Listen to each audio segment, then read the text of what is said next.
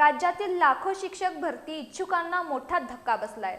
रविवारी होणारी महाराष्ट्र शिक्षक पात्रता परीक्षा अर्थात टीईटी पेपर फुटीच्या संशयामुळे पुढे ढकलण्यात आली आहे।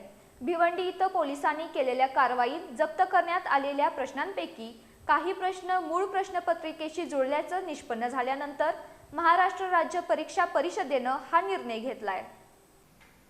रविवार 28 जून रोजी राज्यभरातील 1028 परीक्षा केंद्रांवर होणारी महाराष्ट्र टीईटी परीक्षा ऐनवेळी पुढे ढकलण्यात आली आहे।